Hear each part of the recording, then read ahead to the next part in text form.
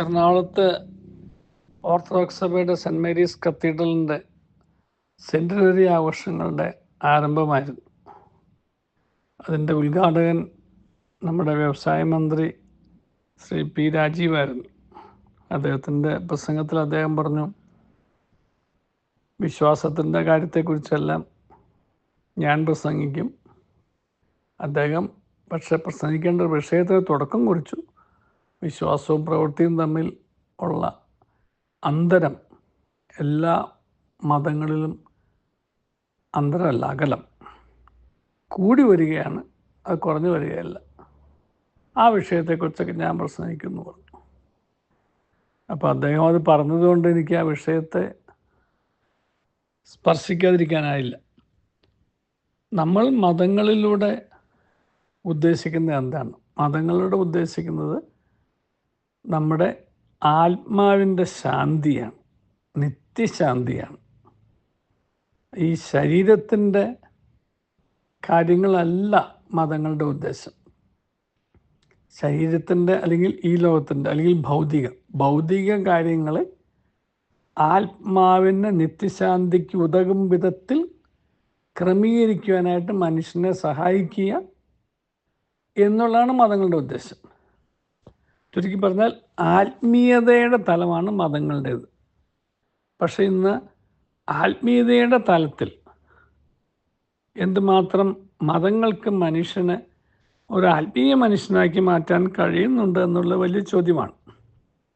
അത് മതങ്ങൾക്ക് കഴിയുന്നുണ്ടെന്നുള്ള ചോദ്യത്തേക്കായി കൂടുതലായിട്ട് മതങ്ങളിലൂടെ ദൈവത്തിലേക്ക് എത്തിച്ചേരാൻ ആഗ്രഹിക്കുന്ന നമ്മൾ ഓരോരുത്തരും എന്താണ് ഈ മതങ്ങളിലൂടെ നടത്തുന്നത് എന്ന് അന്വേഷിക്കുന്നതായിരിക്കും കൂടുതൽ നല്ലത്. ഒരുപാട് നമ്മുടെ നേർച്ച കാഴ്ചകളും പ്രാർത്ഥന പൂജാദികളുമെല്ലാം നമ്മുടെ ഭൗതിക നേട്ടങ്ങൾക്ക് വേണ്ടിയിട്ടുള്ളതാണ്. ഈ ലോകത്ത് നാം ജീവിക്കുന്ന കാലഘട്ടത്തിൽ ഇവിടുത്തെ ജീവിതം സുഖകരമാകണം, നമ്മുടെ വേദന മാറണം, അസുഖം മാറണം, ദുഃഖങ്ങൾക്ക് അറുതി വരുത്തണം, സ്വസ്ഥത കിട്ടണം, കേസുകൾ ജയിക്കണം, ജോലി കിട്ടണം, ദാരിദ്ര്യം മാറണം. അങ്ങനെ വ്യക്തിപരമായിട്ടുള്ള ഒരു തലത്തിലേക്ക് പോകുന്നു. അപ്പം അങ്ങനെ നമ്മുടെ ഇവിടുത്തെ ജീവിതം സന്തോഷകരവും നമ്മുടെ സൗഭാഗ്യകരവുമായി തീർക്കാൻ തക്കവണ്ണം നമുക്ക് ഒരു പ്രോസ്പെരിറ്റിയെക്കുറിച്ചുള്ള ചിന്തകളാണ് ഈ നമ്മുടെ മതങ്ങളിലൂടെ നാം അനുഷ്ഠിക്കുന്ന പ്രാർത്ഥനകൾക്കും പൂജാതി കർമ്മങ്ങൾക്കുമൊക്കെ ലക്ഷ്യമായിട്ട് പലപ്പോഴും നാം കരുതുന്നത്. ദൈവത്തോടുള്ള ബന്ധത്തിൽ നമ്മുടെ ആത്മാവിൻ്റെ നിത്യതയെക്കുറിച്ചുള്ള ചിന്ത വളരെ കുറഞ്ഞു പോകുന്നു. ഇതാണ് ഈ പ്രവൃത്തിയും വിശ്വാസവും തമ്മിലുള്ള അകലത്തെക്കുറിച്ച് പറയുമ്പോൾ എനിക്ക് പറയാൻ തോന്നിയത്. നമ്മൾ ആത്മാവിൻ്റെ കാര്യത്തെക്കുറിച്ചാണ് ചിന്തിക്കേണ്ടത് മതങ്ങളുമായി ബന്ധപ്പെട്ട് നോക്കുമ്പോൾ.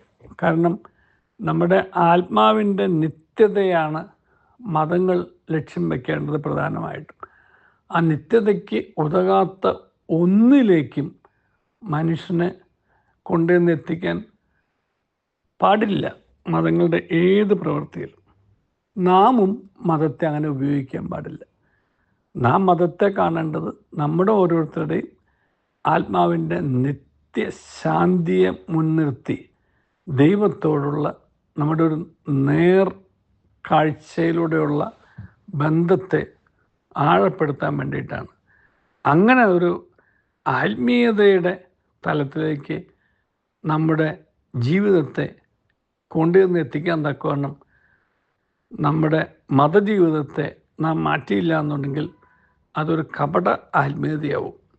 യഥാർത്ഥ ആത്മീയത എന്ന് പറയുന്നത് ഇവിടെ നിന്ന് ഒരിക്കൽ നിത്യതയിലേക്ക് യാത്രയായി പോകുന്ന സമയത്ത് നിത്യശാന്തിയിൽ ആത്മാവിലേക്ക് തക്കവണ്ണം ജീവിതത്തെ ഇവിടെ ക്രമപ്പെടുത്തുക എന്നുള്ളതാണ്. അല്ലാത്ത പക്ഷം നിത്യ അശാന്തിയിലായിരിക്കും ആത്മാവ്. ആത്മാവ് നിത്യശാന്തിയിലാവണോ നിത്യ അശാന്തിയിലാവണോ എന്ന് നാമാണ് തീരുമാനിക്കേണ്ടത്. മതങ്ങൾക്കൊരു പരിധിവരെ സഹായിക്കാൻ സാധിച്ചുള്ളൂ. സാധിക്കുകയുള്ളൂ. മതങ്ങൾ പരാജയപ്പെട്ടാലും നമ്മുടെ തീരുമാനം ശരിയായതാണ് എന്നുണ്ടെങ്കിൽ അതിനനുസരിച്ചായിരിക്കും നമ്മുടെ നിത്യതയിലെ ശാന്തിയോ അശാന്തിയോ.